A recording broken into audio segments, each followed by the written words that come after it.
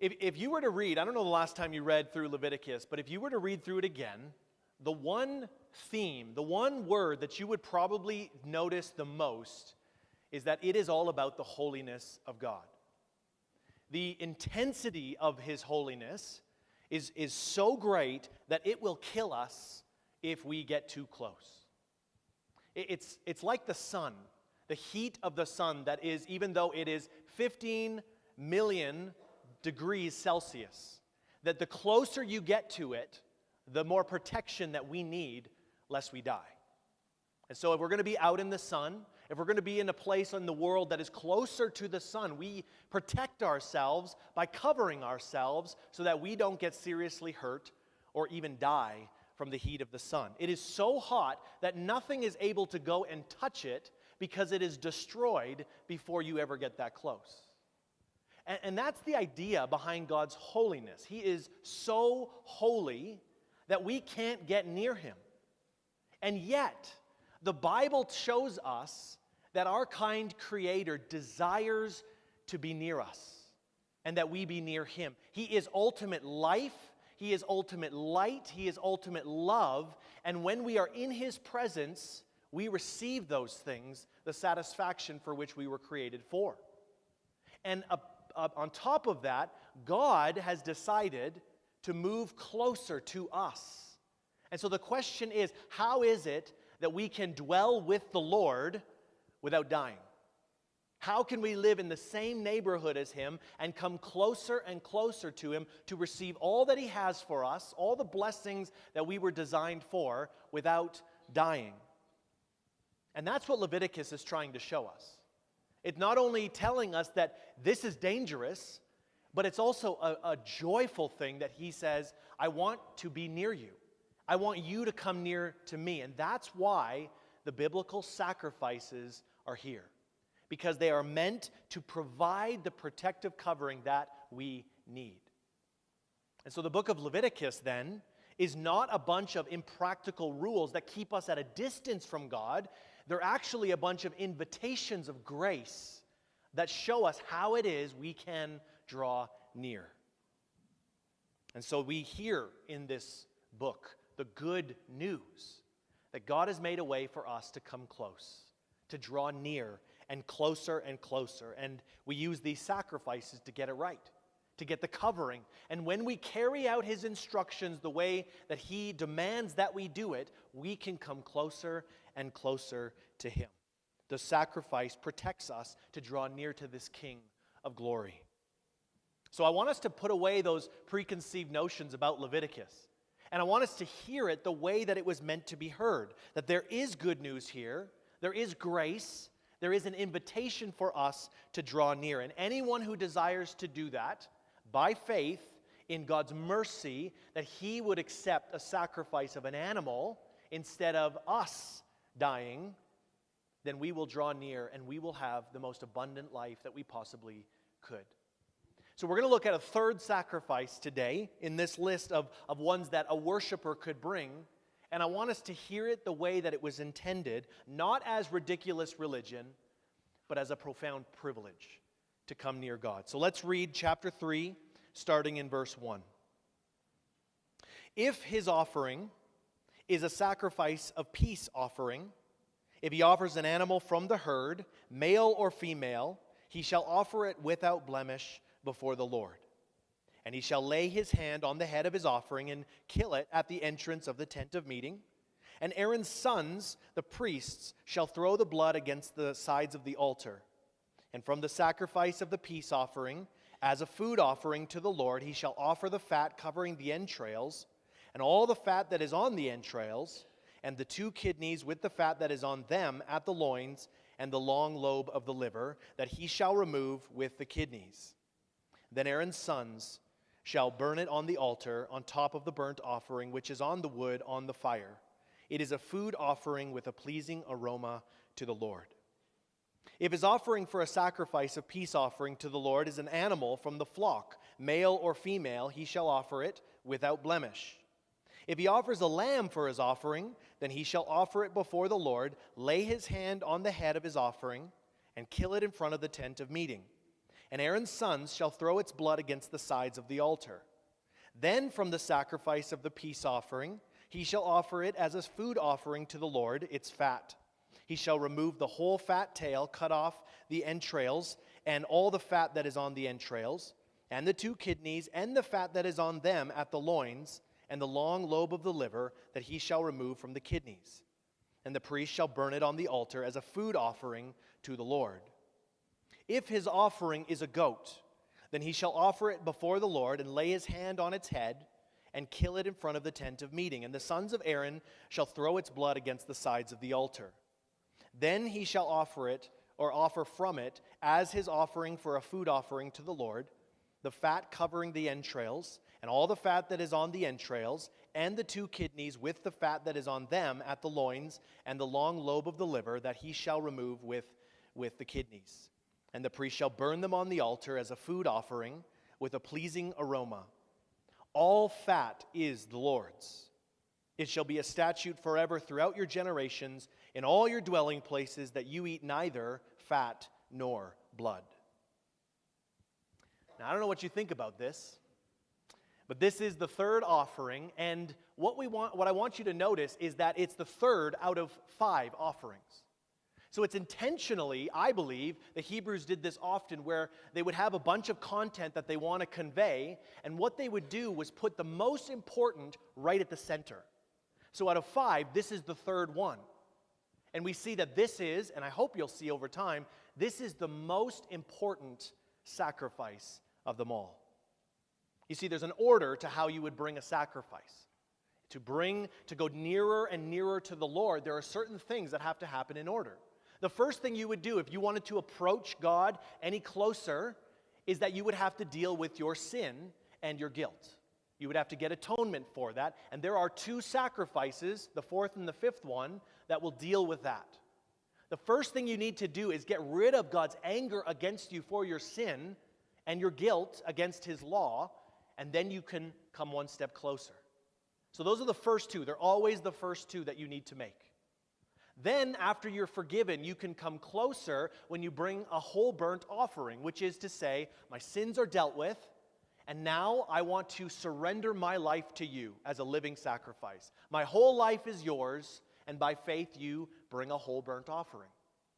And then, once you've been forgiven and accepted by God, you live in covenant with him, and you just give thanks to him through the grain offering, saying, thank you for the life that you've given to me. Thank you for providing for me faithfully, for keeping the covenant. And that is the life that you would live. You would bring grain offerings frequently. Now, at this point, you are living at peace with God. You are in the covenant, and you are forgiven and reconciled, and you are accepted, and you are living with God's favor on you. You are at peace with God. There is wholeness here. Then what you would do is you would bring a peace offering at various times. So what's taking place here is that you are in right relationship after all these other sacrifices. You are living as close to his presence as you can be, filled with joy and satisfaction for which you were created for. You have obtained, through the sacrifices, a nearness to God that gives you blessings and joy and fulfillment in life, because that all comes from God. As you can guess, this is peace with God. And it's not just the absence of hostility toward you, it is the presence of wholeness, of joy, of favor with God. It's more than God not being angry with you. It's also that he finds pleasure in you. And now, like a natural spring, your spirit is drinking from the water of life, and it bubbles up within your heart, and it bursts forth looking for channels to flow down. And the way in which God says, if you want even more of this, I have a sacrifice for you. That if you just want to say, I am so thankful for the peace that I have with God, for the joy that he's giving me, I will let you come even closer. Come into my presence and just remain there. And that is what the peace offering is for. The peace offering gave you an opportunity to experience the climax of the covenant, what God and you are in relationship for. He allows you to come as close as you can and then to stay there. Now, there was no greater symbol in the ancient world of loyalty and of intimacy and of vibrant friendship than to sit down and share a meal with another person. You would only do this with close family, with the intimate family members, or your most devout ally, where you would let your guard down and you would relax at the table in their presence. And you would share your provisions with each other, and you would engage in fellowship together. It took a lot of trust to do that. And even though God is a spirit, he doesn't need any physical food at this meal that you might have with him. He desires to be close with us and to have us close with him. So there's relationship at the core of the covenant here. This is why the peace offering actually culminated in a meal at the temple. And this is why the peace offering was the most intimate experience that you could have with the Lord. So I want us to visualize what it might be like to bring a peace offering and what would be required. Now, we're going to have to borrow a little bit of information from other places in Leviticus because chapter 3, as we read it, you'll notice these are instructions for when you bring your offering to the altar, what you're supposed to do. But in chapter 7, Leviticus offers the priests who are there to help you and to supervise things. That's instructions for them when someone brings a peace offering. And what we find is a little bit more details to fill in some of the gaps of what really goes on. So I want to start in chapter 7, verses 13 and 16, because there it tells us the 3 occasions why someone would bring a peace offering. And it tells us that it's for thanksgiving. If you are just thankful to God, you can bring a peace offering. It's for a vow that you are so desiring to please God that you make a vow to him, you can bring a peace offering. Or just simply free will. You just want to bring a peace offering. You just want more of God and his presence. So the peace offering is the perfect expression for someone whose heart is bursting forth, saying, I just adore, I want to worship God, and I want to be close with him. And each of these occasions suggests that you've already dealt with your sin, already dealt with your guilt, already brought a burnt offering to show that you are surrendered to him and you're living at peace. So realize at the forefront that the peace offering is not meant to make peace with God. It is meant to enjoy that peace with God by sharing a meal. It's what close and trusted friends do when they're at peace with each other. The peace offering is God's invitation to come and enjoy him at his banquet table. So you prepare for dinner with the heavenly king. You go out into your field and you pick your most valuable animal that you can bring. You go out there, and just like all the other sacrifices in verses 1 and 6, it indicates that a peace offering, like the other ones, must be an animal that has no blemish. That means it's not diseased or blind or lame or has any defects like that. Because God not only requires it, he is worthy of the best we can offer. But unlike the other sacrifices, which demand a male bull, sheep, or goat, verses 1 and 6 allow for you to bring either a male or a female. So there are some differences. Sometimes we read these sacrifices and they all sound the same. But there are some differences here, and that is what we need to focus on. Because although both male and female can enjoy peace with God, God intends to make atonement, to make peace with you, between him and you, with a male without blemish in your place. That is his intention. So that's why the burnt offering is a male. But here it's male or female. Then once you've decided which animal you're going to dedicate to the Lord, then you bring it to him. And regardless of what animal you picked, a bull or a cow or a goat or a sheep or whatever it is, each of these paragraphs here give the same 4 instructions as how this thing starts. The first thing you do is you tow your animal right in front of God's presence. He resided in the tent of meeting, so at the very entrance you come, And what stands before the entrance is a golden altar that is ready to receive the required offering so that you can have the protection to draw near to God. Second, you were expected to lay your hand on the animal in order to identify with it, because with the sacrifices that you bring, the animal, what happens to the animal is meant to represent what happens to you. And so that's important for us to understand. You put one hand on there, and then third, with one hand on its head, you take your other hand and you kill it. And a sharp knife to the throat would allow you to drain all of the blood into a basin. And it is a graphic picture, but it is meant to be.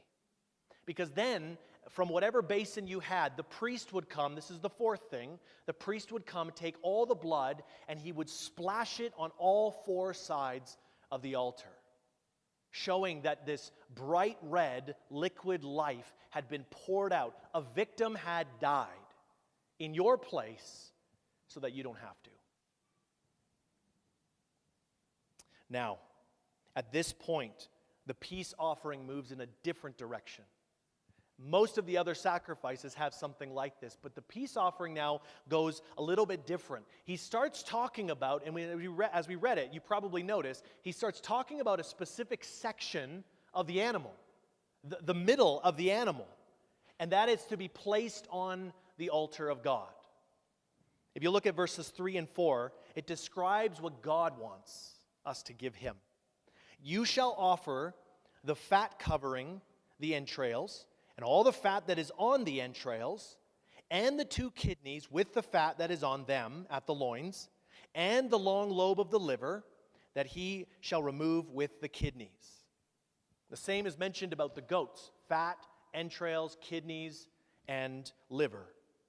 And then the same is given for the sheep: fat, entrails, kidneys, liver. Except in verse 9 it adds for the sheep, he adds the whole fat tail.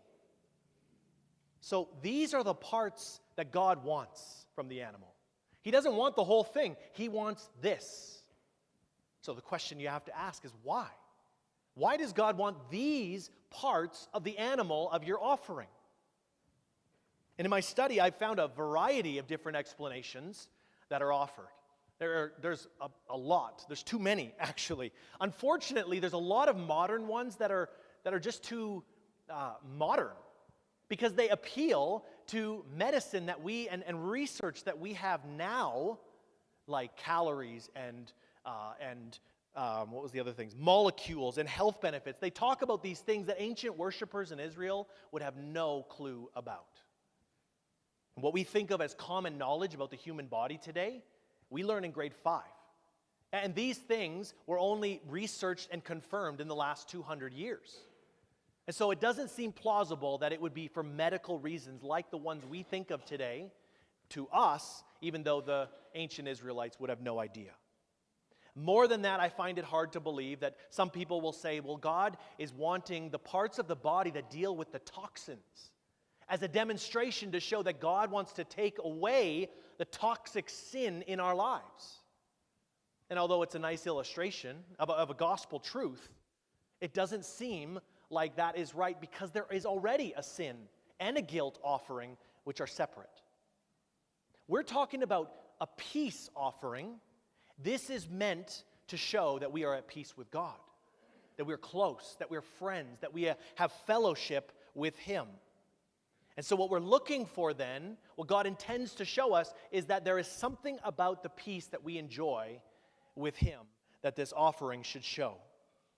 Now, I agree with those who say that the fat of the animal was the best part because of its rich and succulent flavor that people would want to eat. And that I agree with. It is considered the best part of the animal, which we should offer God our best.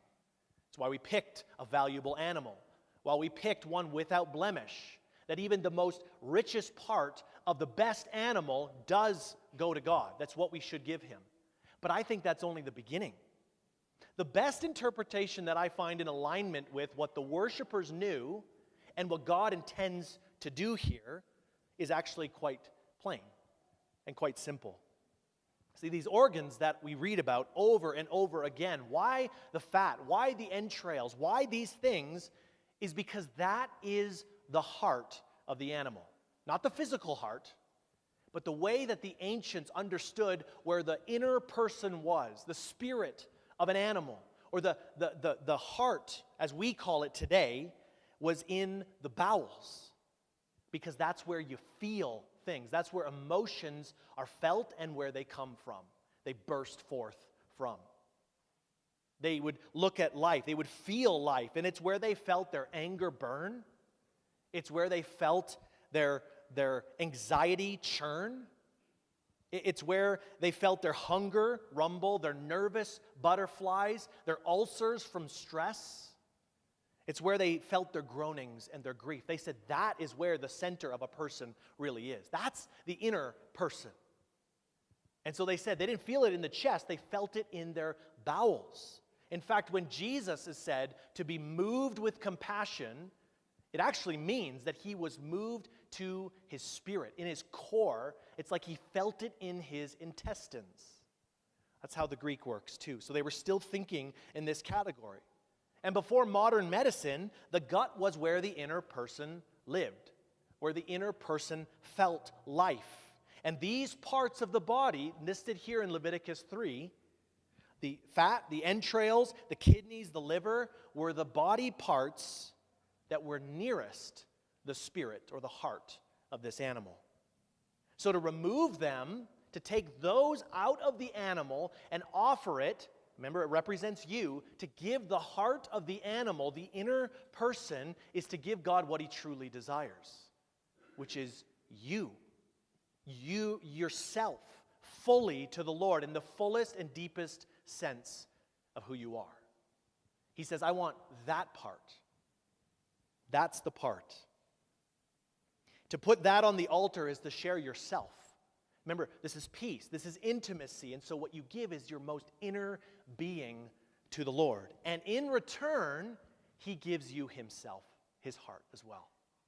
That's why this ends with a meal, to represent that you two are at peace and you're enjoying it in that present moment. You give the middle section, the fat and everything that is connected to it or attached to it or touching it, that whole section is given to God. To support this further, there's kind of a play on words here that we don't get in English.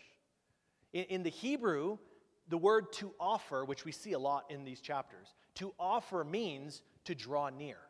So if you want to give something to God, you got to come close. So to offer an offering is to draw near. And the literal meaning of entrails in the Hebrew is nearness, because it's so near who you really are.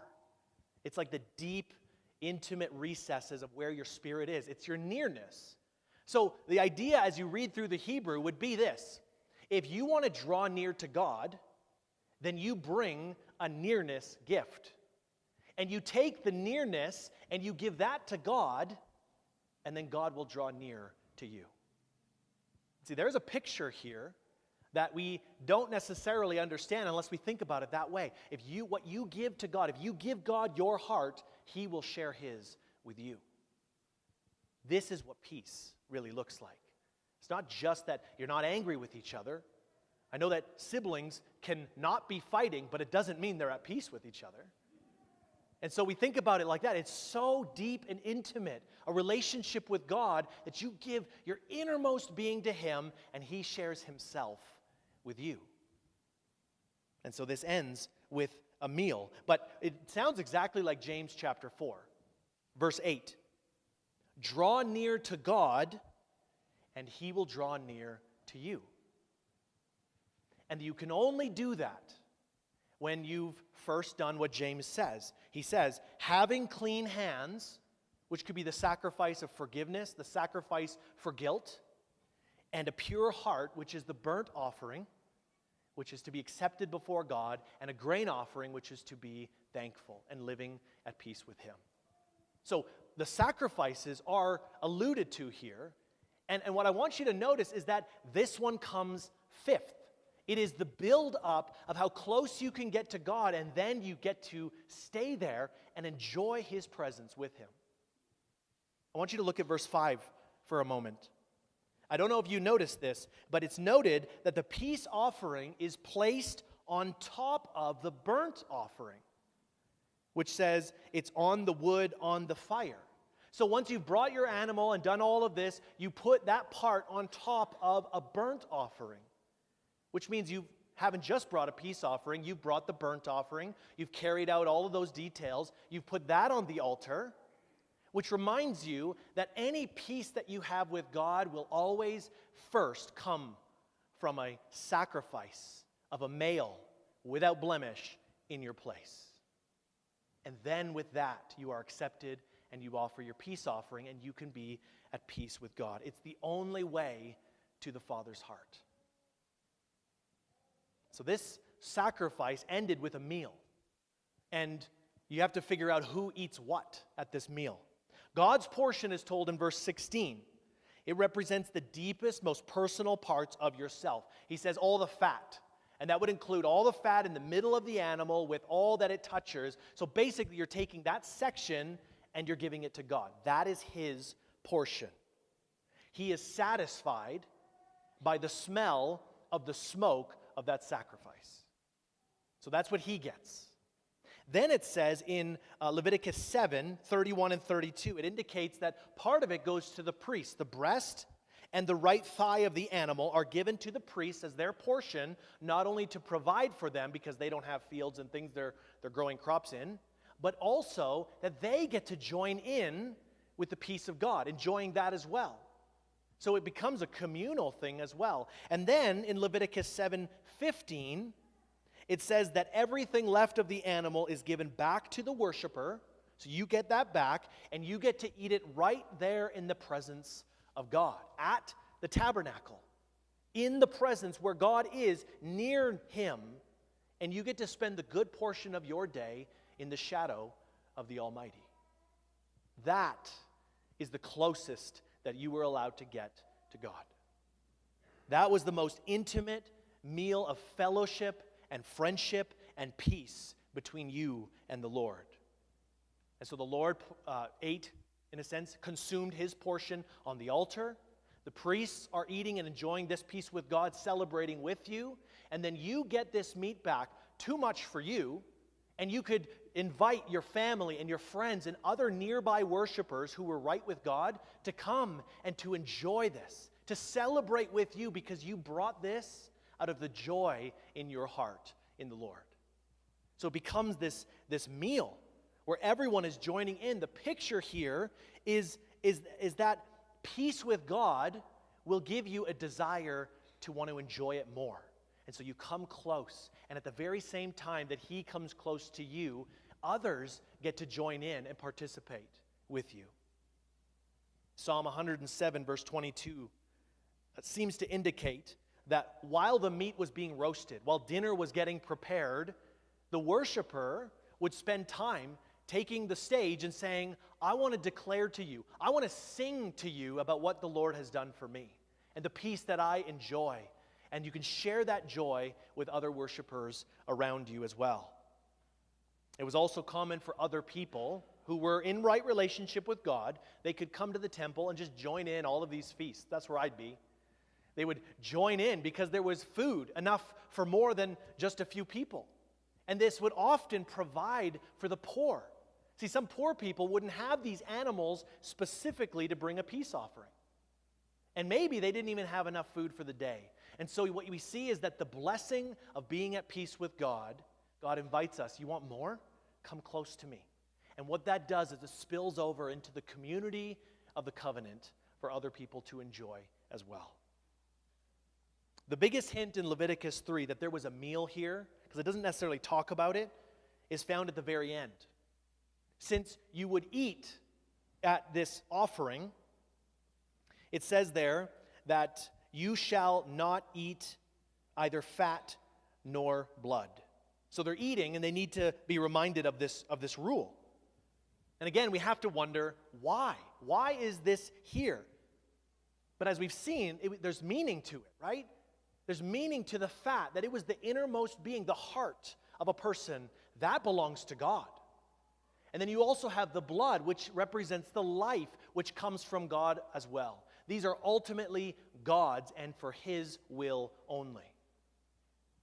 And so when you come, every time you sat down to eat a meal, you consciously refuse to eat any blood, any fat, every time, because you're demonstrating your faith that you are totally submitted to the Lord. He has your life and He has your heart.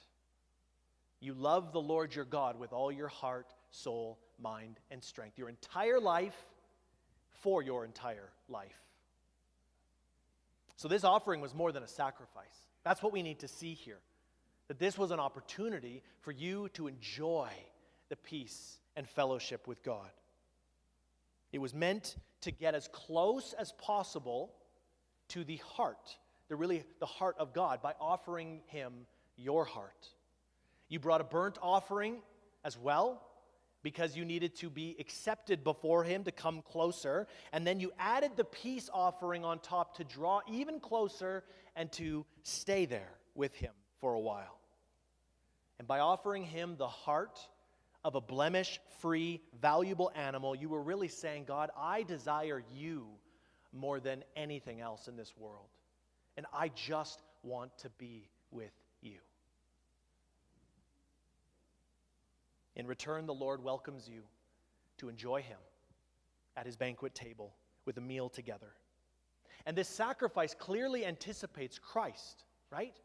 You've already probably made some connections with Him. We know that Jesus is our burnt offering who makes peace with God, but He's also our peace offering, which allows us the confidence to enjoy this peace with God, to come close to Him and to be in His presence, and all that means for what we were created for. In Colossians chapter 1, it says that Christ has made peace with God through the blood of His cross. So we have peace. And Romans 5, as we talked about this already, it says that by faith we can have this peace today. We can have it now, already. The Prince of Peace came into the world on a mission to reconcile sinners back to God. That's what He came for. And what we find in Jesus is His deep desire for this intimate relationship. He's drawing us back. And what we find is that in mercy, He befriends sinners, the people that nobody else wanted to befriend. And he comes to their house and He has a meal with them many times in the Gospels. Ephesians 2 shows us that when we are in Him by faith, we who were once far off have been brought near. And it's by His own blood that was on the sides of the altar, and it was His own heart that was on top of the altar. Do you remember what happens when Jesus breathes His last? It is in Matthew 27, it tells us that thick and heavy veil in the temple that restricted people from entering into God's holy of holy presence, to be as close to God as you possibly can, there was a curtain there, and it says that it was torn in two from top to bottom. It was gone. And so Hebrews 10 picks up on this and says that we have confidence now in Jesus to enter the holy places by the blood of Jesus, by the new way, a living way that He opened for us through the curtain, that is, through His flesh. So Jesus is our peace offering that allows us to draw close. And it's more than that we're just at peace with God. Ephesians 2:14 points out that Jesus Himself is our peace with God. Because He is the way. He is the door through which we have full access to the Father. And anyone who approaches the Lord, see, Leviticus is good news. Anyone who approaches the Lord by faith in the sacrifice of Christ is sufficiently covered to be able to draw near to the Lord, the throne of grace, with confidence. And since Christ is our once-for-all peace offering, He is the animal, the person, our representative that is offered to God and then shared with others in the covenant. Those who by faith are in him, even in this room today, they can participate in that special meal of peace that we call communion, which we just did. See, Jesus gave very specific instructions about the Lord's Supper. He says the bread is his body. The cup is his blood. And he symbolically taught in John chapter 6. He says, "Whoever feeds on my flesh and drinks my blood will abide in me, and I in them." You see how that peace is made? That when you have Christ in you and you are in Christ, you can come to the Father. But you need him, his sacrifice. So communion then is meant to be a deeper experience of intimacy with God. And although sometimes it doesn't feel like that, that's what it was given to us for. It is the peace offering that we remember. And more than that, it's meant to deepen our intimacy and our communion with God. Again and again, side by side with other covenant members. And so to keep this meal holy, we see in Leviticus 7, there's a warning in verse 20. The person who eats the peace offering while unclean, ceremonially unclean, that person shall be cut off from his people. And we hear the same thing in 1 Corinthians 11. It warns us, whoever eats the bread or drinks the cup of the Lord, that's our peace offering, in an unworthy manner will be guilty concerning the body and blood of the Lord. And therefore we should not take lightly Christ's blood and body that he gave, that he placed on the altar in our place for our sins to bring us to the Father, to give us peace with God. Church, don't forget either that communion is just an appetizer for that banquet we all long for. That in Revelation, when it uses symbolic language, it talks about eternity. When it begins, when it's consummated with our salvation and God is with us, what language does it use? It's a feast. It's a banquet. It's a meal. And it's representing the fact that we get to, in the fullest experience, have peace with God forever.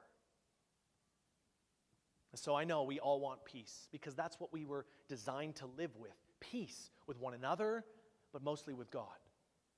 And there are so many things in this world that we can go after that we think will get us peace, but ultimately it fails if it is not the Lord himself.